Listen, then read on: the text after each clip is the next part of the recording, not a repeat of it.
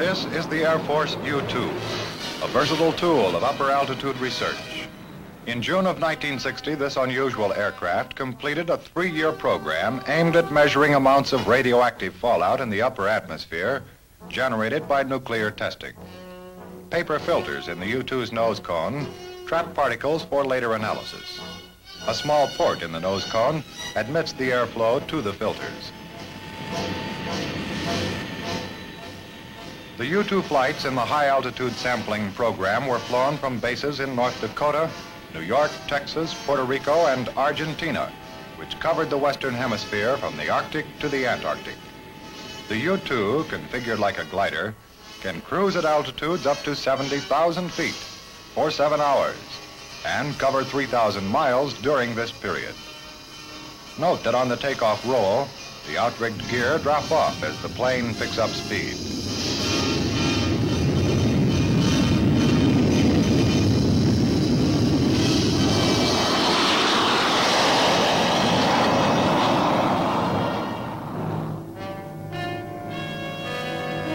During the 3-year program, over 4,000 samples were evaluated and the findings placed in the United Nations Library. Information which the Defense Atomic Support Agency has determined will help the peoples of the world understand the unseen and needlessly feared phenomenon emitted by nuclear testing.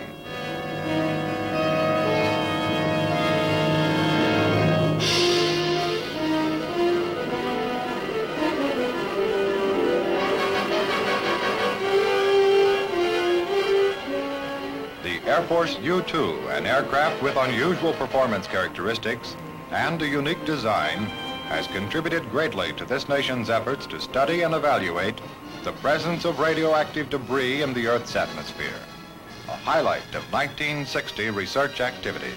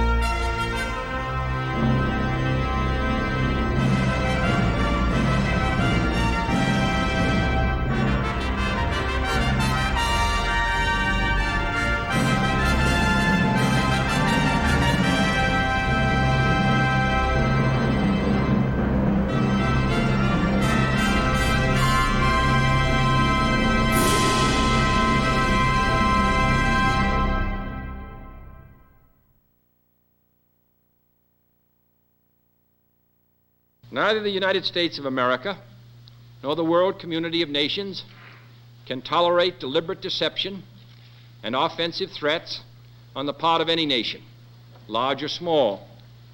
We no longer live in a world where only the actual firing of weapons represents a sufficient challenge to a nation's security to constitute maximum peril. Nuclear weapons are so destructive and ballistic missiles are so swift that any substantially increased possibility of their use or any sudden change in their deployment may well be regarded as a definite threat to peace.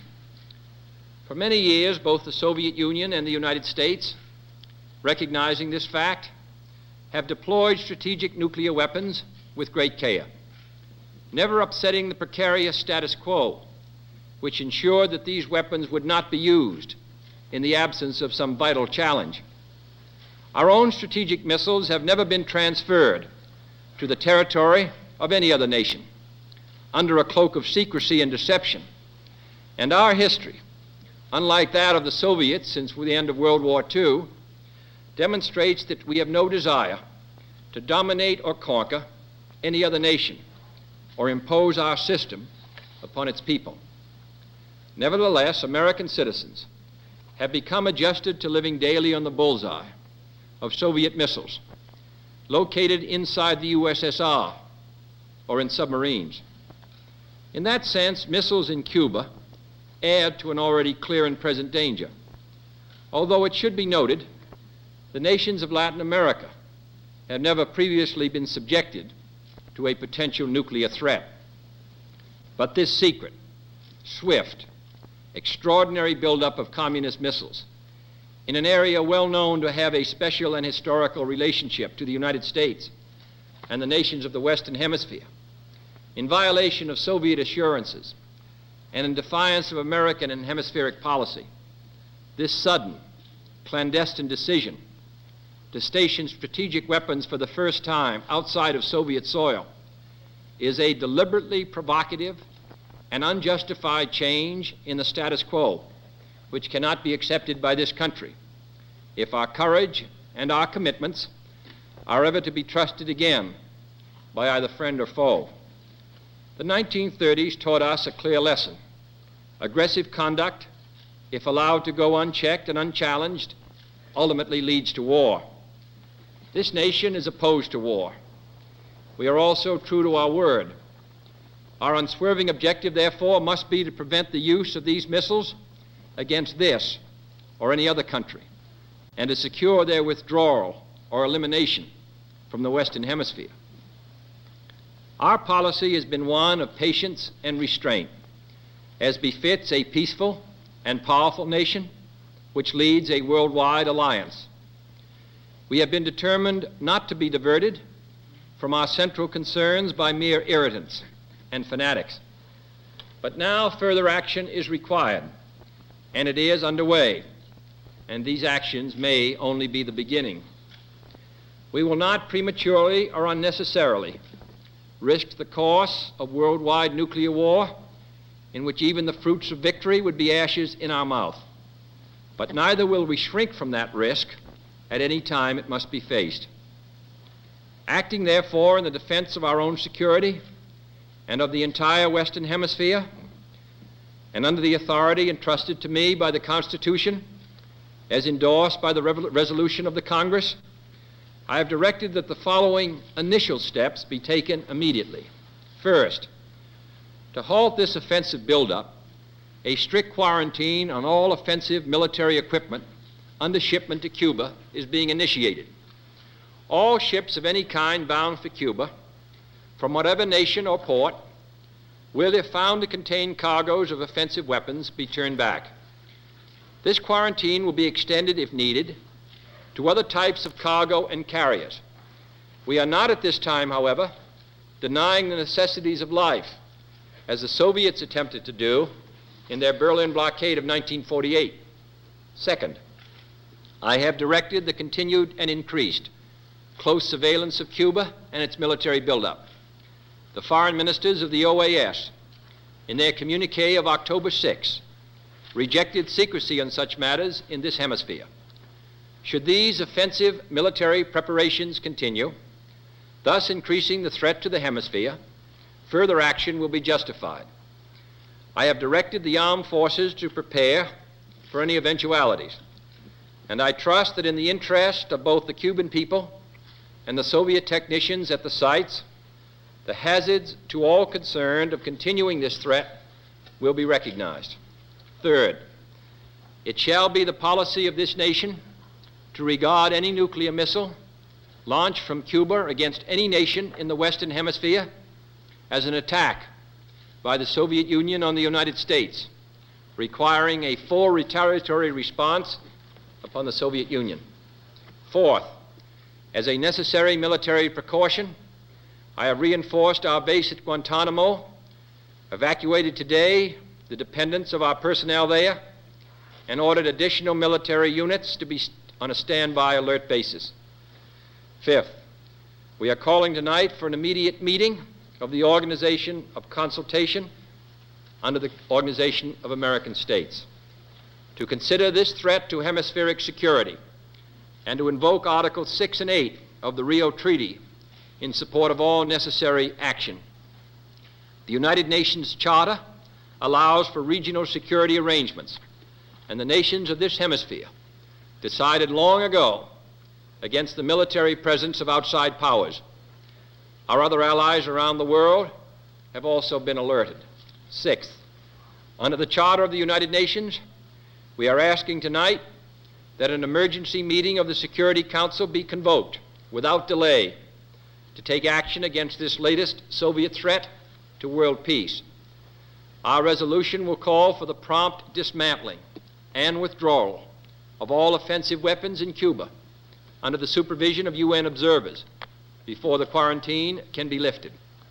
Seventh and finally, I call upon Chairman Khrushchev to halt and eliminate this clandestine, reckless, and provocative threat to world peace and to stable relations between our two nations.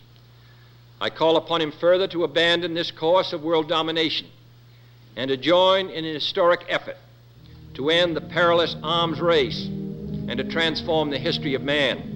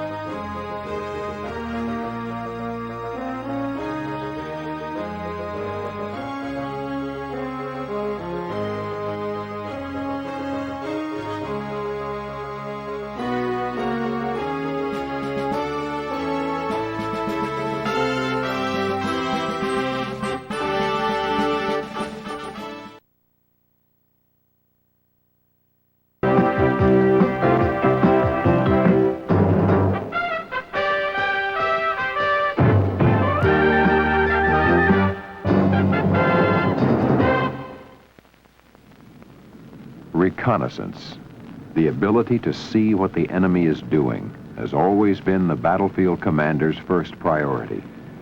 In today's constantly changing world, good reconnaissance is vital to our nation's security. To react with the speed and accuracy necessary to defeat the enemy, our leaders must know where he is and what he's doing. This task belongs to the men and women of the 9th Strategic Reconnaissance Wing at Beale Air Force Base, California. Strategic reconnaissance is long-term worldwide reconnaissance based on the ever-changing political situation. If the political situation changes in a certain area of the world, then our specific mission changes to fit the political change. To accomplish this mission, the 9th Strategic Reconnaissance Wing flies two of the most unusual aircraft in the Air Force, the SR-71 Blackbird and the Dragon Lady, the U-2. The thing that makes the SR-71 extremely unique is it's can't really be considered an airplane. It's more of a national asset. It's something that can't be anything but unique. It's expensive. It's the fastest airplane in the world. It's the highest flying airplane in the world.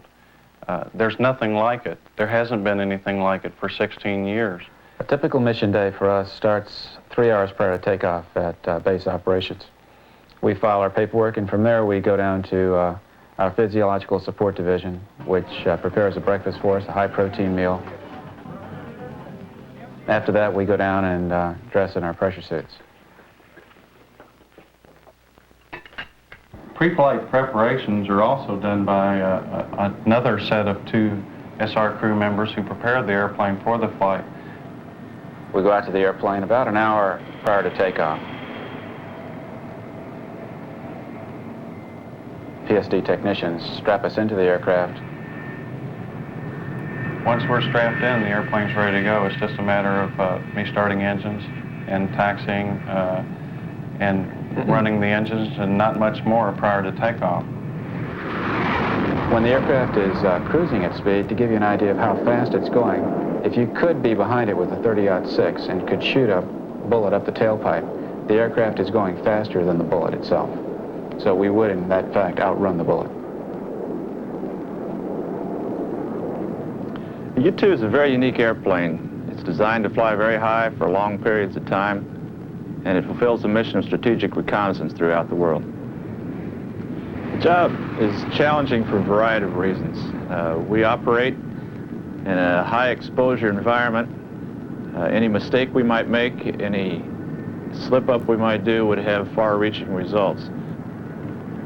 There's a lot of people who think that that the U-2 has been replaced by the SR-71, and that, of course, is not true.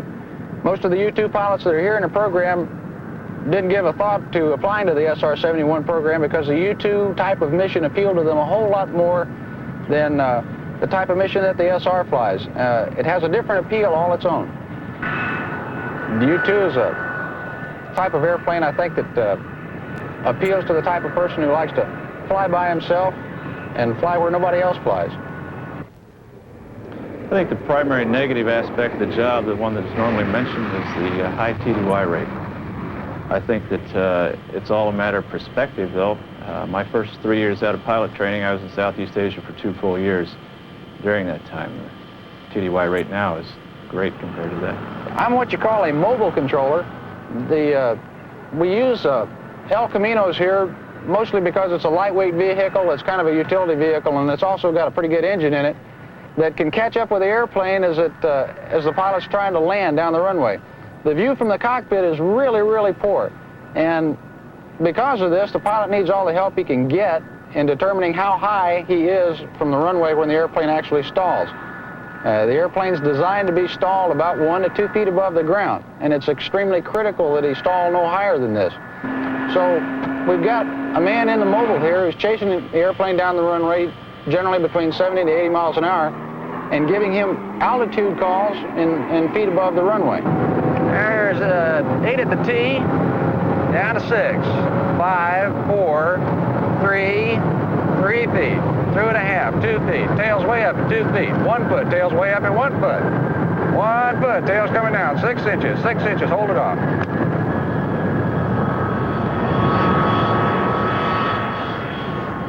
I'd recommend this job to the type of individual who likes to, first of all, who likes to fly and who likes to think for himself. We need people who have a heck of a lot of self-confidence and who are confident in their abilities to fly an airplane and do a complicated job without anybody else helping them. We have an extensive maintenance department. Every little piece of equipment, every component of the U-2 is very specialized. People that work on it are very intense and at the top caliber throughout the maintenance field. We have a closeness with our support people that a lot of units can't achieve. We achieve this because we go TDY with these folks. We live with them, we work with them. We have a chance to talk to them both during our duty hours and off-duty hours. And it builds a closeness and a respect that you just really can't get unless you do something like that. Why did I choose this job over others in the Air Force?